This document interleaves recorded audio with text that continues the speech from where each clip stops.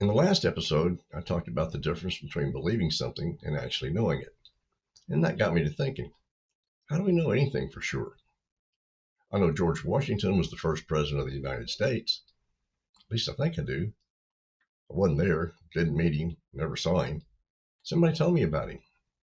Come to think of it, most everything I know somebody told me. My parents told me things, teachers told me things, books told me things. The internet tells me something every day. Some of it's actually true. Some of it, not so much. Of course, as far as George Washington goes, I think there's enough documentation out there that I can say I believe. Now, then some of us learn things from experience. I know coffee is hot, or at least it should be. Actually, that's just my preference. It's not a law. I know my knees aren't 20 years old anymore. That's a fact.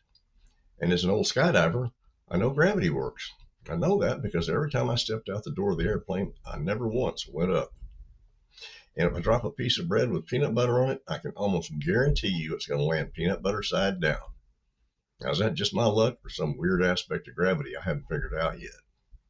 Seriously, how do we even know gravity exists? We can't see it. We can only see how it works. And that's true of a lot of things.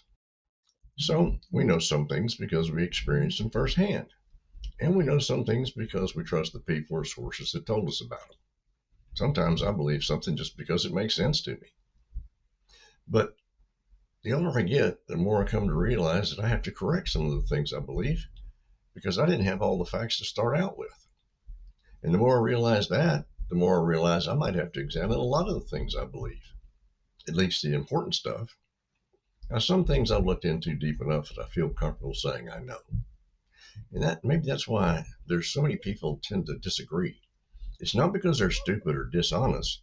It's because they've arrived at their conclusions by a different route. Some people trust experience. Some people trust experts. Some people trust science. Some trust religion. Most of us trust a combination of all of those things. So the real question isn't whether or not we trust something. And the real question is why. So how do you know what you know? Tell me in the comments because, as always, I wonder